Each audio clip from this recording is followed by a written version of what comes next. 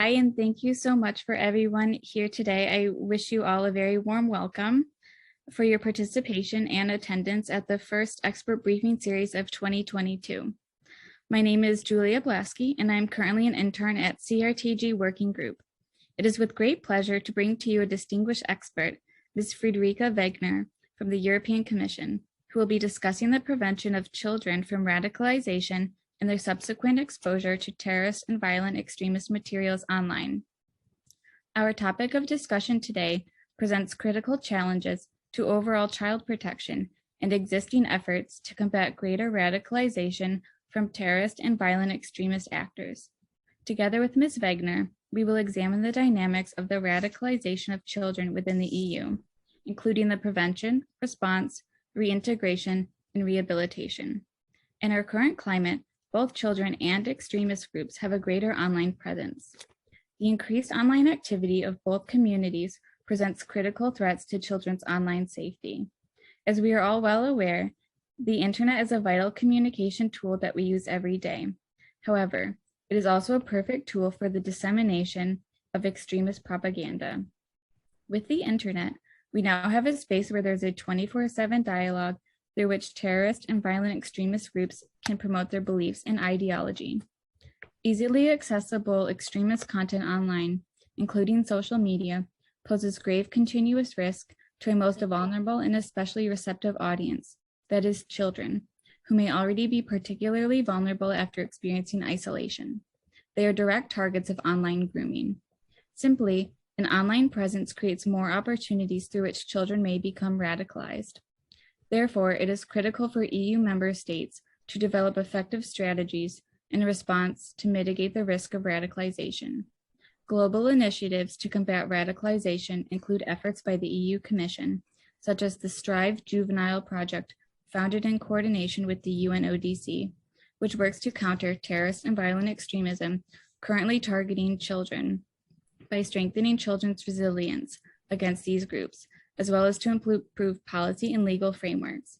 Furthermore, the Council of Europe Committee on Counterterrorism's October 2021 recommendation to protect children against radicalization was adopted and calls for a multilateral approach involving civil society actors, practitioners, and national governments to better support children and their best interests in response to the prevention of radicalization.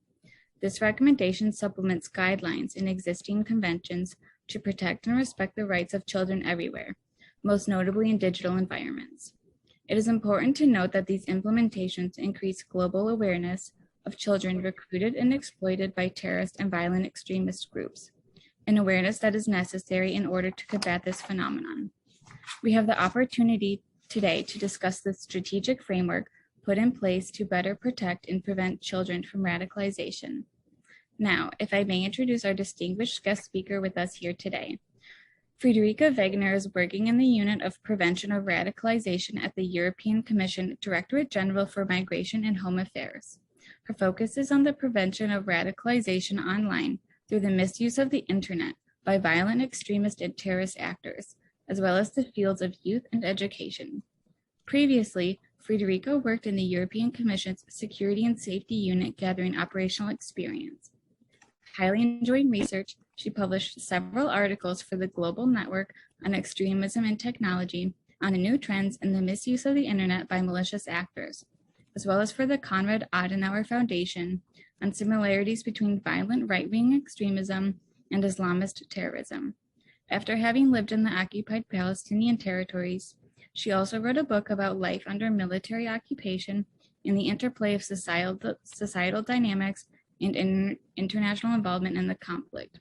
She graduated cum laude from Sciences Po Paris with a master's in international security, specializing on the Middle East and intelligence. Just a brief note regarding the format of today's expert briefing session. This session is recorded for the internal filing at CRTG Working Group. Ms. Wegener's presentation will last approximately 20 to 30 minutes, and afterwards we will then open the floor for questions and further discussion. Ms. Wegener, I would like to thank you once again for being here with us today. The floor is now yours to begin your presentation. Thank you, Julia. Well, first of all, good afternoon, good evening, depending where you are. and thanks for the very nice introduction. As you said, I'm in the unit responsible for the prevention of radicalization in the EU at the European Commission. And I'm very happy to share with you today what the Commission is doing in that regard. Of course, with the focus, as you said as well, on the European Union and European Union member states. You had a very nice introduction, I think, with a lot of the main points regarding offline and online radicalization, and really already spelling out, which I think we all know, that radicalization makes victims of the most vulnerable, and there are hardly any more vulnerable among us than children. So it's fundamental and important to discuss how we can prevent children from exploitation and recruitment by terrorists and violent extremists. And we do see children being indoctrinated and recruited to prepare horrific acts of violence with the long-term consequences for society, but also foremost for the children.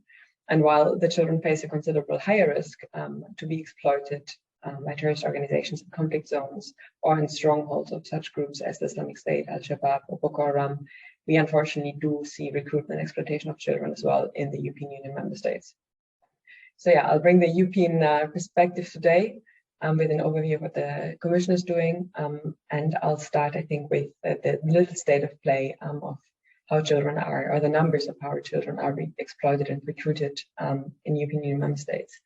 Because what we see at the moment is an increasingly number of young suspects being arrested for right-wing violent extremist and terrorist attacks and offenses.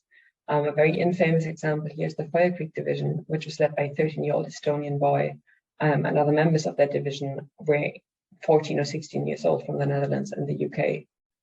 In the Netherlands, the National Counterterrorism Coordinator estimates that a couple of hundred, between 200 and 300 people between the ages of 12 and 20 spent a considerable amount of time online on international far-right websites which are inciting terrorism.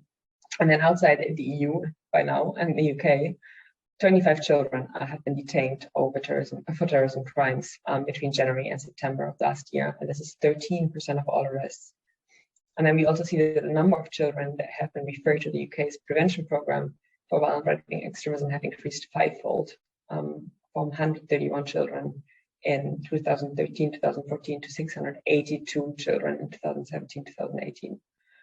But saying that, I think it's really important to stress that even if children are arrested as perpetrators for crimes, they must always be considered as victims, because children are more vulnerable and can easily be influenced and are more likely to be impacted and exposed to harmful content.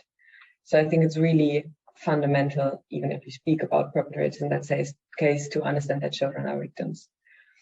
Now, when we look at the challenges that we have within the EU, when it comes to recruitment and radicalization, I think we can say we have three different scenarios. One is the very general early prevention of radicalization and recruitment of children in the EU. Then the second scenario is children whose parents are violent extremists or terrorists and potentially imprisoned. And then the third scenario are children that are returning from Daesh territory alone or with their parents or only mothers. What that means is that we really have a multifaceted and whole society approach that we need to safeguard these children in either of the three scenarios. And then there's an additional layer, which you also mentioned, and that's the online dimension. And increasingly, we see that the boundaries between the offline and the online world are really blurry, and it's hard to distinguish what happens online, what happens offline. And also, as the example of the Friederike division shows, the online world makes it really a transnational threat.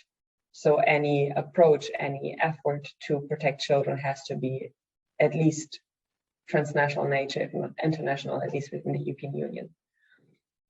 So that means that protecting children online and offline requires actions from governments, but also from communities, from schools, from parents, and from tech companies. And I think that's something not completely new, but at least different than it has been a few years back. So to see what is the EU doing to protect children from being recruited or exploited by violent extremists and terrorists, the short answer is the Commission works on those three strengths, and overall it works to strengthen the network and support structures around children. So including the families, schools, communities, religious leaders, sport leaders, through the Radicalization Awareness Network. I'm going to speak a little bit more about this in a moment. The Commission also offers support to member states to develop their capacities. And the Commission collaborates with tech industry in the framework of the EU Internet Forum. I will speak more about this later as well, to limit the dissemination of violent extremist content, the exposure to harmful content for children, and also to push more alternative and counter narratives. So we deep dive in these three ways how the Commission deals with it for the different scenarios. We have the Radicalization Awareness Network that was created in 2011, and it connects around 6,000 frontline practitioners from across the EU to exchange and share their experiences, something that is really valuable and important because we do see that certain practices work in certain member states better than in others, and there are always, opportunities to learn from each other. And since we have the RUN, in short, the Radicalization Awareness Network, since 2011, it really allowed the Commission also to build up knowledge in a systematic way and to capitalize on this vast experience of the practitioners from all different EU member states. The RUN is composed of different working groups, 9 in number at the moment, and it ranges from mental health to police professionals, but also from local administration to teachers, youth and social workers, or community leaders. And the 3 RUN working groups that I think are of particular importance for our topic today are the ones, number 1 would be families, communities, and social care. Then the second one would be youth and education, and the third one would be communities and narratives, because families, communities, and schools really create the social support network around children. But that also means that children are not the primary recipients of the RUN activities, but they're the ultimate beneficiaries, because a more robust and comprehensive network is built around them to protect them from any malicious activity. And that's also usually because the professionals working in these fields, apart from friends and family, are the first ones to detect worrying signs of radicalization, at the same time act as important role models and can act as agents of change in case there's radicalization of children happening. So going back to the 3 different scenarios, I'm going to start with the last one, which is the challenge of reintegrating and protecting children that are returning from Daesh territory. Boys and girls that are returning, I think you know that very well, face a highly challenging situation. They do have trauma from exposure to violence and often horrific living conditions in combat zones or in the prison camps. And they're exposed to, or have been exposed to violent extremist ideologies. And when they come back, often they're isolated and experience stigmatization as well. We know that many boys from the age of 9 living under Islamic State had to engage in violent activities, and the majority of the children is also lacking basic education. So we really need to ensure the well-being of children and preventing further exploitation when they're coming back to Europe through a holistic approach to reintegration and rehabilitation. So that means we have to include different professions such as social and youth workers, local PCV coordinators, rehabilitation workers, then even prison staff if the parents end up in prison, psychologists, and also local authorities and coordinators. And the RUN had a meeting on exactly this topic last year, to discuss how to best reintegrate returning children and their mothers and to ensure the well-being of young boys and girls. And it was really nice to see there that we had a lot of practitioners from different EU member states presenting how the programs look in their respective member states, but also, for example, one practitioner from Kosovo explaining how Kosovo deals with the children when they return. And practitioners in general agreed that the children need really long-term, localized and stable mental health support, and that a high degree of normalization and positive role models, as well as inclusion and engagement with the community, are highly important for these children to reintegrate well and rehabilitate, and also that it helps them to build up a new social identity and to become resilient against radicalization attempts. So it's really this multifaceted approach. And I guess you all know that there's, and I think you said it as well, there's no common approach across EU member states to repatriate their citizens and the children. But what has become clear is that it needs a comprehensive reintegration program. And it's good to see that at least at the practitioner level, there is this exchange happening, facilitated through the RUN. And the Commission is also going to work on this through the RUN in the coming years, and in the coming year through the different work strands that there are. So then we have the second scenario, what is happening with children whose parents are violent extremists or terrorists and then potentially imprisoned. That's closely related because a lot of the parents, that return home are imprisoned or will be imprisoned, but also we see a rising number of parents with violent right-wing extremist ideologies, and that's a slightly different challenge in that case. When there are children where the parents are imprisoned, there's a high degree of sensationalism in the media and societal bias towards the children, and that again carries this high risk of stigmatization and securitization of the children. But again, it's really important to stress that these children should be considered as victims and not as perpetrators of verbal ticking time bombs. So these children face really a lot of internal and external challenges, you could say, because on the one hand, they have this internal challenges where they have to reflect on the values that they grew up with, and potentially their parents still hold on to, but that are fundamentally violent or extremist in nature. So the RUN has been working on this for a few years. There was a meeting in 2018 on this topic already, and the paper published last year. And conclusions that practitioners found here was that it's really fundamental to offer alternative relationships for the children and offer trauma therapy, to create a pedagogical coalition as well between educators, care professionals, and different partners that are involved in the life of the children, to identify the needs of the children and then act on those before they can be exploited by recruiters. And yeah, I'm speaking now a lot about the RUN meetings, the papers, and the outcomes. And I think it's also important to notice that all of these resources are available on the RUN website. So all the conclusion papers, a lot of webinars where practitioners discuss and express what they think is the most important, and best practices are all available on the internet provided by the RUN. But the Commission is not only supporting the frontline practitioners, but also dealing or also co-funding projects. Now, this project that's just started now is the Prepare project, coordinated by the University of Leiden in the Netherlands. And that project aims to identify vulnerabilities and stigmas that children may face when their parents are part of violent extremist networks.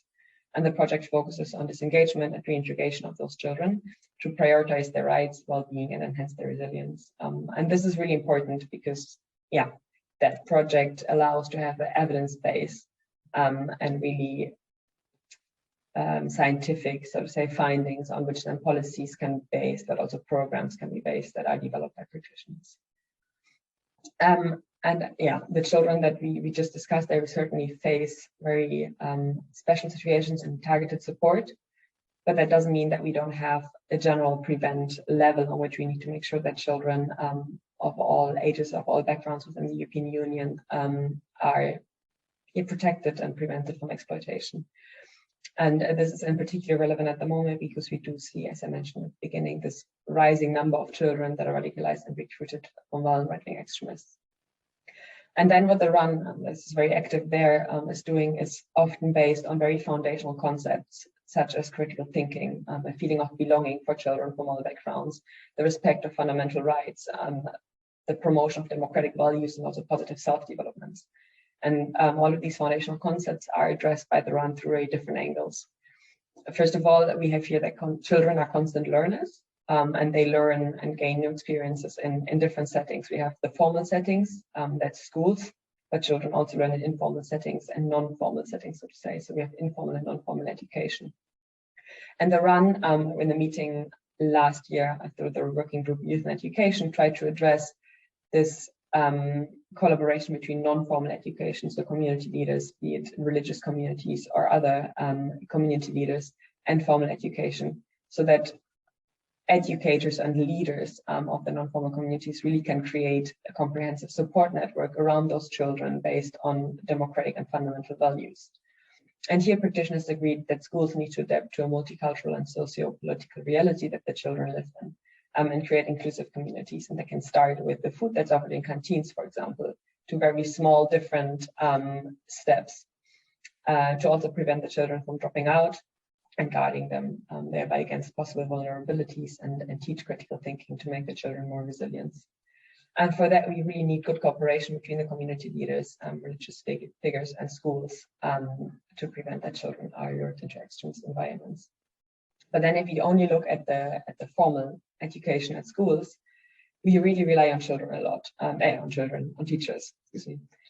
Teachers are often faced with very difficult situations when people bring up polarizing topics or express extremist thoughts.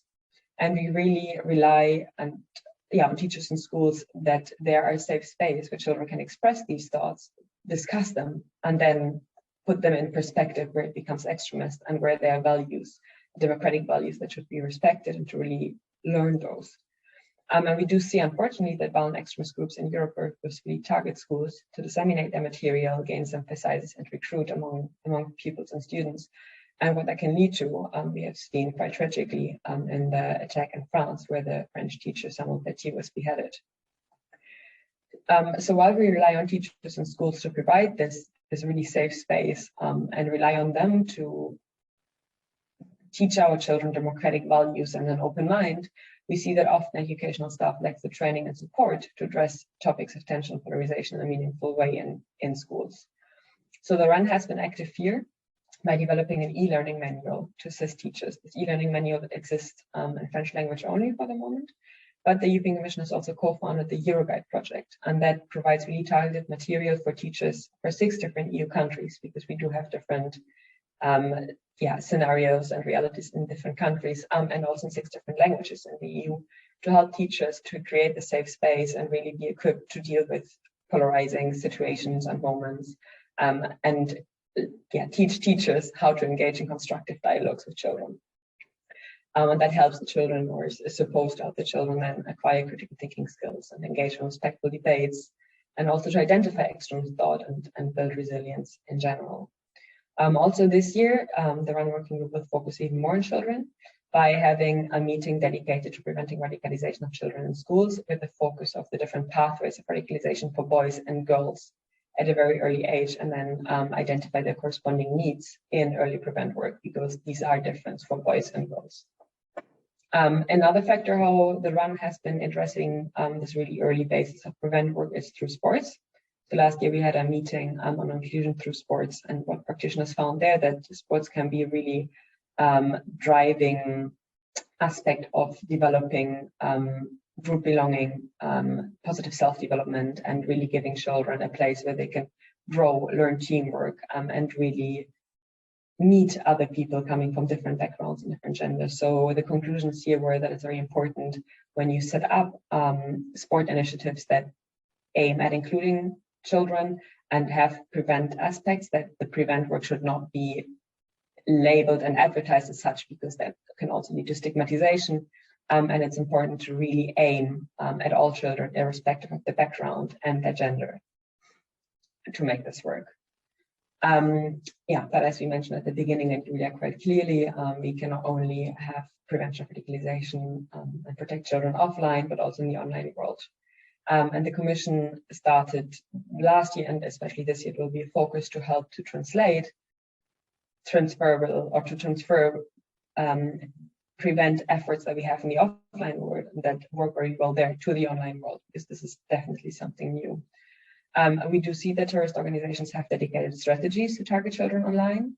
On the one hand, we see this happening a lot in video gaming spaces, video gaming online platforms such as adjacent platforms such as Twitch and Discord, or through video games. And I think important is here to say that we don't want to fall back on this discussion, are video games bad or not? Because this is not the point, but the point is that there are billions of gamers out there, and there is, so to say, grassroots movement of gamers that are extremists, by coincidence, because the numbers are so high, and then also very strategic use of terrorist and violent extremists that do target these gaming spaces and target them to recruit children in particular.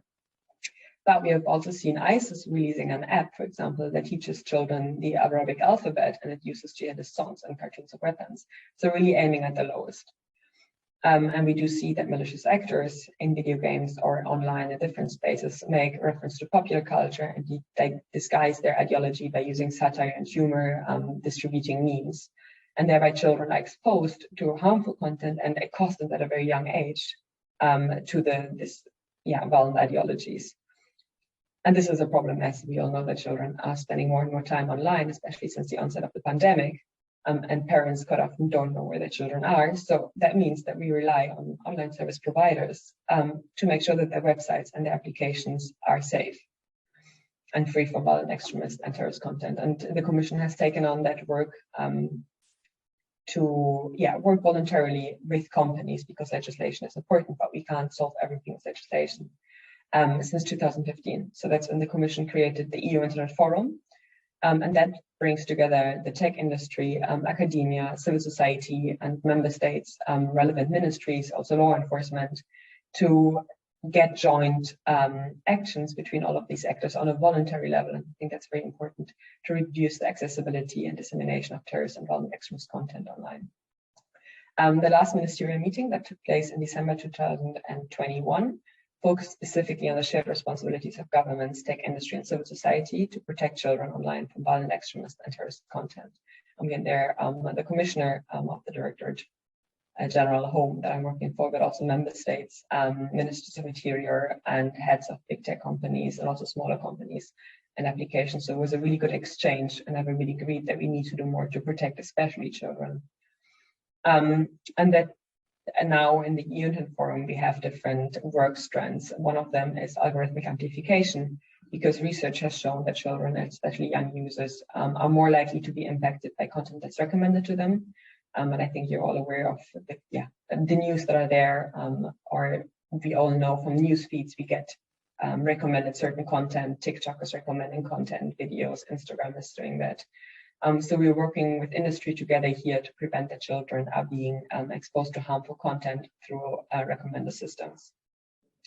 We also know from Europol, and I have touched upon this already now, that violent extremist and terrorist groups are using increasingly video games and education communication platforms to target young users.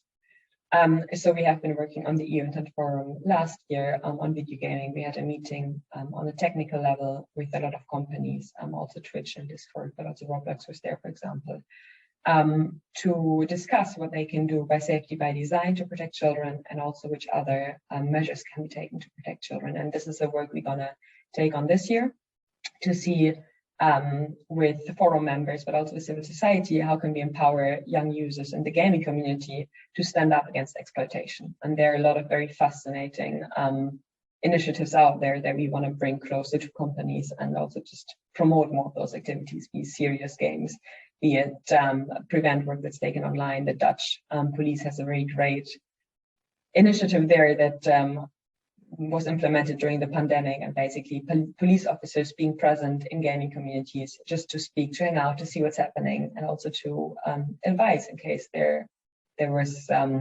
exploitation of children. And we create the synergy here between the online and the offline world, because as I said in the beginning, the lines in real life are not as clear. So the RUN working group on communities and narratives also discussed last year the use of video gaming by extremists and grooming tactics on children, and explored opportunities how practitioners can best protect children from radicalization efforts online. And again, all of this work is online and can be accessed by everybody. And then lastly, on this front, what the EU is doing as well is promoting the EU Civil Society Empowerment Program. And that's funds to civil society to establish campaigns on counter narratives and alternative narratives. And what's important here is that, again, we need to see they can't be just generalized, but we need very gender and age specific counter narrative and alternative narrative programs on the different social media spaces to really have an impact. And that's all the Commission is doing on a voluntary front online, and to promote the work and support the work of frontline practitioners to then protect children. And on the legislative action, that's what the Commission is doing. And its inner core may be quite interesting, in case you haven't heard, is a new legislation that will be applicable from this year, and that's the terrorist content online regulation. That's very specific only on terrorist content, and the other work that I just mentioned is also dealing with violent extremist content. But the terrorist content online regulation really foresees that if there's terrorist content and it is flagged to any online service provider, hosting service provider, by the competent authorities in the member states, then those providers have to take the content down within 1 hour. And that really will serve to prevent that children are exposed to horrific material as footage from the Christchurch mosque attack, or videos from the beheading, of photos of Samuel Paty, the French teacher. So yeah, we will see the effect this year, but I think that will already make a big change to what is online and what can be disseminated. And yeah, now thanks a lot for your attention, and I stop here because I think I said enough.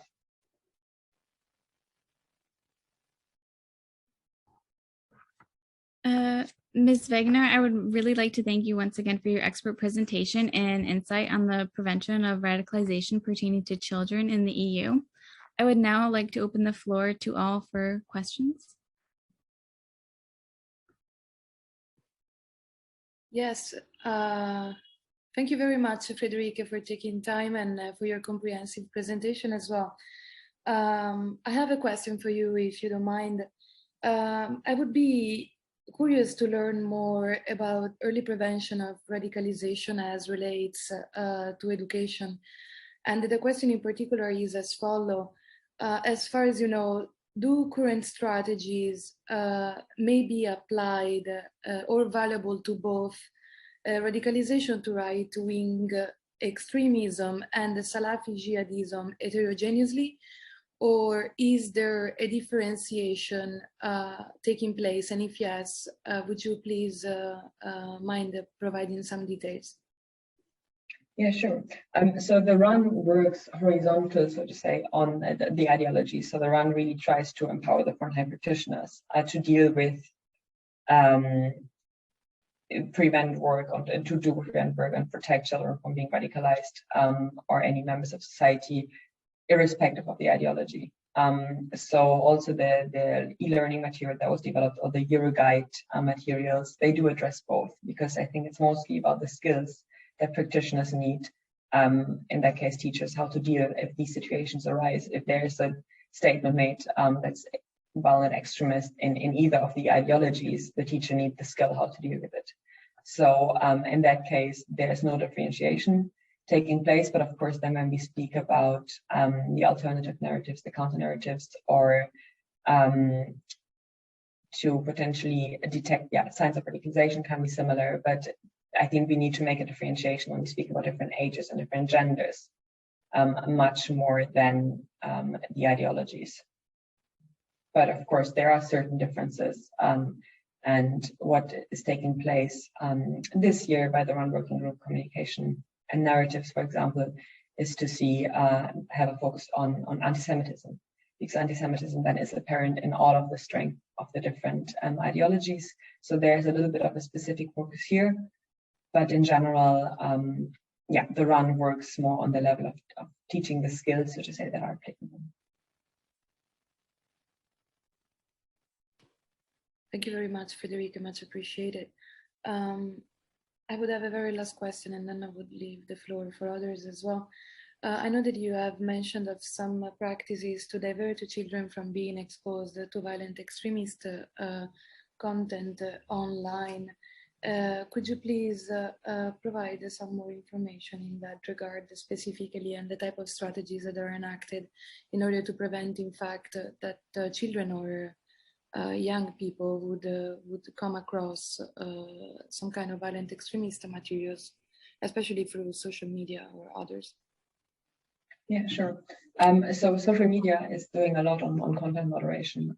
We have seen a lot of violent extremist and terrorist actors migrating actually from the big social media platforms to more niche and smaller companies as a result of good content moderation efforts. But of course, that's not perfect. And something else that we have seen instead is that the malicious actors adapt their languages to the platform that they're on. So you do find on the big social media platforms still these actors, unfortunately, but the language that they use or the images that they use are less extreme. And then it's always very difficult to take action because we have freedom of speech issues. But of course, that has the inherent risk that children are lured into and then brought to different platforms where we have more extreme speech and more extreme content, so to say. So what the Commission is doing in that regard is working closely with the tech companies to see what's happening, to see what the newest trends are. For the really terrorist content, where it's very clear, as I said, we're going to have the terrorist content online regulation. I think that's going to make a big change because companies are then obliged to take down by law and can face huge fines. I think it's 4% of their annual turnover should they repeatedly fail to enact the regulation. But we do speak also about violent extremist content, and there's again very difficult to define. It might be a lot easier for jihadist content where we have a lot of designations on national and international levels, but less so for violent right-wing extremist content. And also there it's often a political debate and very fine lines of what is violent extremist and what is extremist and what is not. And then we have borderline content, and I think that's what we see at the moment, especially on the big social media platforms. So the Commission now, under the Internet Forum, has different priorities this year. One is a continued priority on the work on algorithms, and I think that's something that can be applied also for borderline content, because the question is not necessarily about removal and takedown of content, but potentially of not amplifying it, not recommending it. to children. One strength then is within the video gaming, where we do speak a lot about safety by design as well. So are certain children of certain ages allowed on certain platforms? Can parents oversee what the children are doing? And the companies here do work a lot and are very active in incorporating and developing new measures, or also certain features that children under a certain age cannot be approached or texted with people that are not their friends, or can't even be befriended with other users that are not of the same age. So there are a lot of like aspects that the companies take in safety by design that we are encouraging, but then also, especially in the realm of video gaming, as I said, to promote the exchange between civil society and companies. So one of the, I think, benefits of the Intern form is that it brings together both. So it encourages really the dialogue between civil society and the companies. And another work stream that we have is that, affects is on more on the financing. That's a new priority for this year, because we do see that a lot of violent extremists do fund themselves, especially through sale of merchandise on social media. And that's something that we're trying as well to cut down by speaking to companies, but that's something that will come up more this year. And then again, the counter alternative narratives. There are a lot of great initiatives from civil society, such as Moonshot, where they're trying to see which narratives work for which age, and which people, which profiles are there, what links are people clicking on, and can we redirect potentially? If people click on search for extremist content, can we redirect them to counter and alternative narrative web pages? So there's a lot of work in this regard, but of course there are a lot of challenges remaining, because violent extremist and terrorist actors always adapt their challenges, and content moderation can do only so much for different reasons, because there are challenges when we speak about the video gaming, again, with moderating live content, with moderating audio content, where you cannot necessarily have the algorithms running through, and you can't possibly have humans listening, and also you have freedom of speech and data protection issues. So it's a very difficult field to protect at the one hand and keep up the fundamental values at the other hand. I hope that answers your question. Certainly. Thank you very much, Friederike.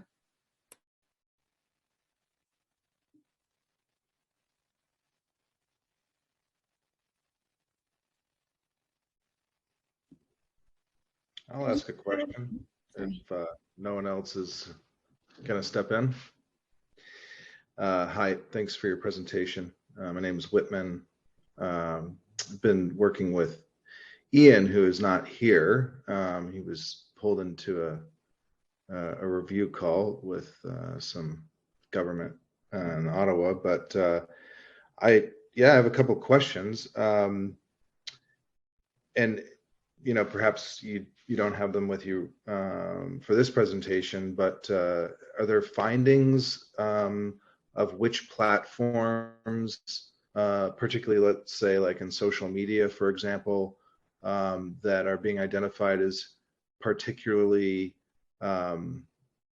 harmful, or presenting the most risk of in a given ideology, or in a given like scope of risk, for example? That would be one of my questions, because that would be really interesting to know. It's a really interesting question, because I think you need to know where the content is before you know who to work with. I think there's a lot in media on TikTok. There was a lot on the gaming adjacent platforms such as Twitch, Discord, DLive, Steam as well.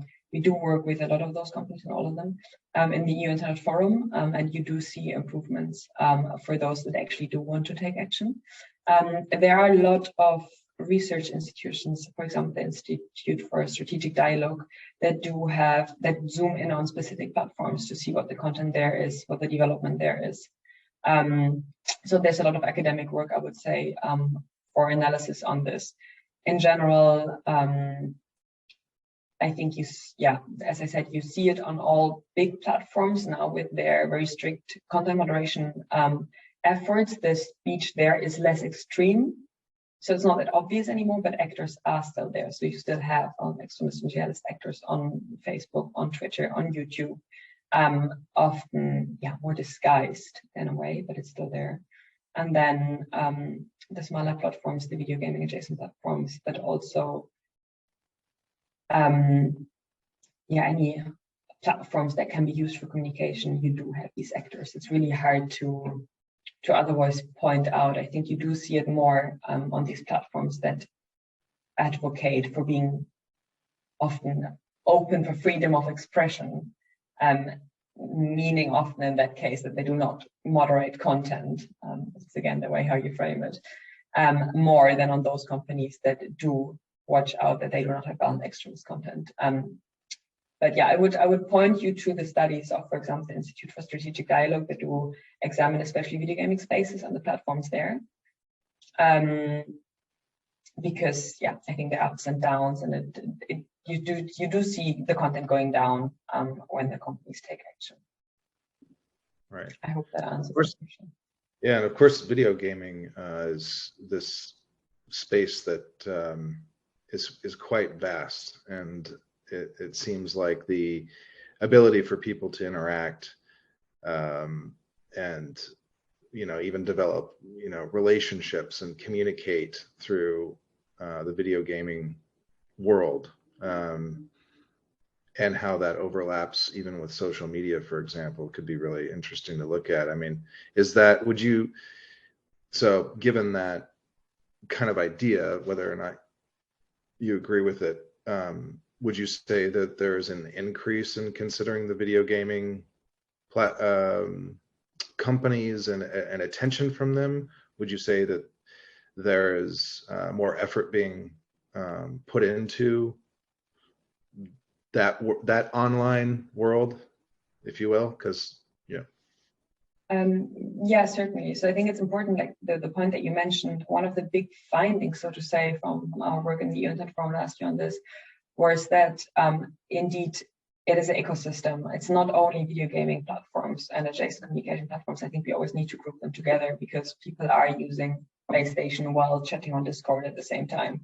But then they're having groups on Facebook, and people, let's speak on Facebook, let's go here, and then they communicate on Telegram, which is less moderated than potentially Facebook. So speech there is extremer, and it's all part of the big ecosystem where people jump from social media use platforms simultaneously, same as we all have more than one social media app on our phone, and that's no difference there.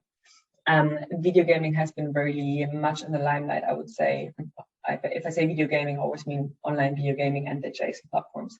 Has been very much in the limelight and in the attention in the last year. But there are different research projects also, programs also at the moment. One led by, I think, or at least RUSI, the research institute is very active in that one. You do see actions, you do see steps that are undertaken when it comes to content moderation. I think one issue that platforms there often face, if it's the smaller ones like Discord or Twitch, that they needed to build up, and I think they have done a considerable job in that, to increase their knowledge and their skills when it comes to content moderation. They need to know what is extreme, what are the trends there. And often then disadvantage they have compared to big companies is that they don't necessarily have the technical, financial, and human resources and capabilities to moderate the content. So I think there it's really important that we have an exchange also between companies to sort of say help each other to develop new techniques on how to moderate the content. A lot remains to be done.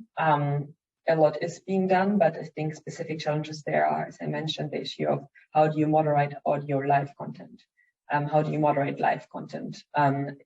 It's different, especially then for videos or for voice. We have the GIFCT, the Global Network Forum to Counter Terrorism, has a hash sharing database.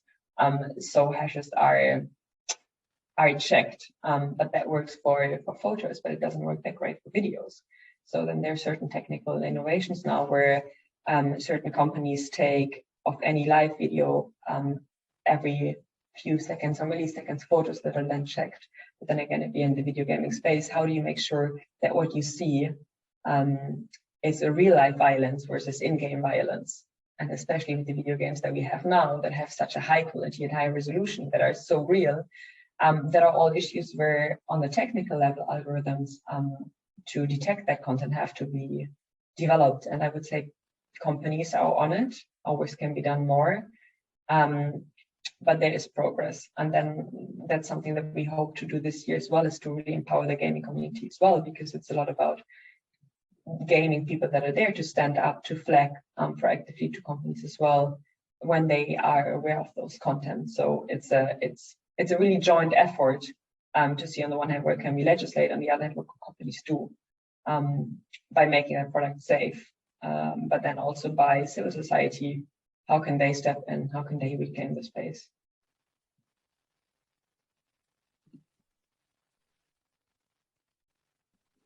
I'm sorry, I think I lost my connection for like maybe 30 seconds. So if you want me to repeat, I can. I got the last one.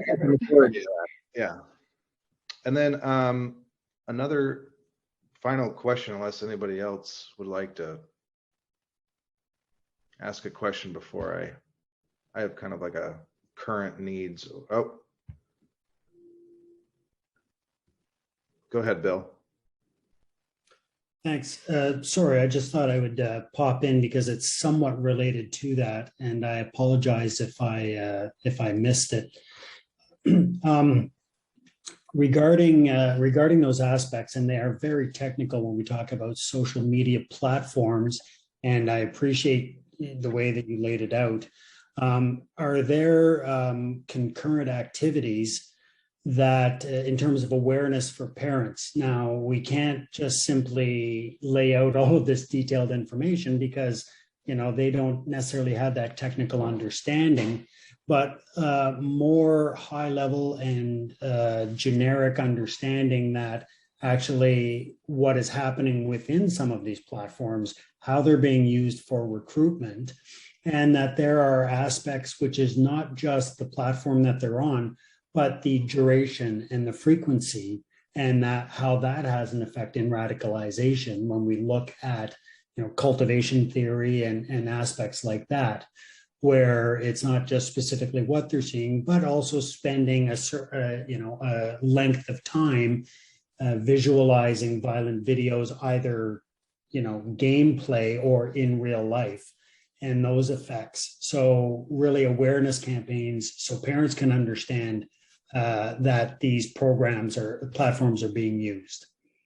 Thank you. Yeah, good question. Different points here. On the one hand, with a very specific angle again for video gaming, that's not so much what the Commission is doing or the RUN is doing or the EU Intern Forum is doing. But there is a PEGI, I think it's called a Code of Conduct on Video Gaming companies, if I'm correct, and I think they do a lot of awareness raising work with the parents, because there it's more the target group. Then what the RUN is doing on parents, that's usually working through the RUN working group, families, communities, and social care. And there's going to be this year a meeting to help parents understand and community leaders and social workers of the radicalization processes online, how they can detect them and how to deal with it. So like what can parents do when they feel their children are getting radicalized online? So this is something the RUN will take up this year. In March, there will be a meeting on this. Otherwise, more awareness raising campaigns for parents, not really in that regard. But again, I think it's something that companies do themselves. I know Google had a huge campaign to inform parents about the settings that they have. But I think, yeah, it is a very relevant point to raise awareness on that. And then less for the time spent online, but more for what is seen. Going back to the algorithms and to the content that's recommended that has an impact. Something the Commission is doing now is launching a study on algorithms to really have evidence if and how algorithmic recommended systems and algorithmic amplification contributes and impacts the user journey towards radicalization, because this is something we hear often. There are like studies out there, academic studies for specific platforms, how content that's recommended to the user then could influence radicalization and how more extreme content is recommended. But on a large scale, there's yeah, not yet so much of an evidence base, but that goes more into the content that's seen and not the time spent necessarily. Thank you. I did have a question, unless anybody wanted to ask something before. Well, I think as we move forward into the future, as part of a broader framework to adopt a gender-based approach to countering terrorist and violent extremism, I wonder, Friederike, if you can tell us more about challenges, the differences between integrating girls and boys within society after either if they have directly been recruited and exploited by terrorist and violent extremist groups, or either their parents have been imprisoned. If you can speak more on if there's a challenge between integrating different genders. That's a very interesting question. I'm afraid I can't say much on that because I'm not an expert myself on the gender dimension. I can't say that the RAN is looking into this that year, but again, more from the prevention angle. But also there's going to be a thematic meeting that's going to support member states as well to see how to deal with children. And then I think it might be addressed if relevant because a lot of academic experts contribute to that, how to deal with children, how to best integrate them, how to rehabilitate them when their parents are in prison. I know, for example, when we look at the sports angle, that there, yes, it is important because if you draw up a sports program and you want to have different gender included, what helps there is if it's football, it's more like natural that the boys go and the girls potentially do not, especially if they're coming from certain backgrounds, let's say religious backgrounds, where it's potentially not that common that girls play very, physical and body exchanging team sports.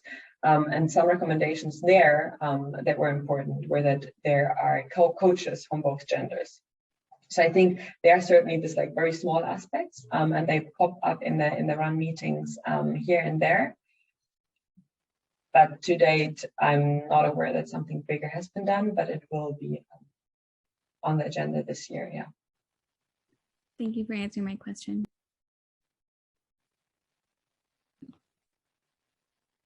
I have a lot of questions that keep popping up. That's great. I don't know how much time we have. Cecilia? Please, Wegener, go ahead. Naturally. Do we have more time? Okay. If Friederike is kind to Sure. another 5 minutes, certainly we have time. So with the ideologies that are the focuses here, currently or in the future, what do you see as, are there some emerging ideologies that RAN is going to be focused on as well? Very good question.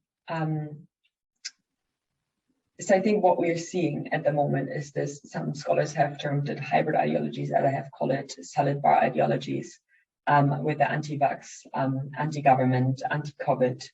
We do see a lot of new ideologies popping up that are like really a pick and mix. A lot of them are close to violent right-wing extremism.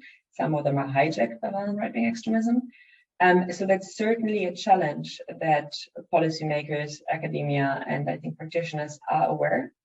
And that certainly the RAN has been organized, will organize, that is on the agenda now for this year, conferences to on the policymaker side, because the RAN, actually I should have said that maybe at the beginning, we have RAN for policymakers, that is academia and research and advice, and we have RAN practitioners. That's what I've been speaking about mostly.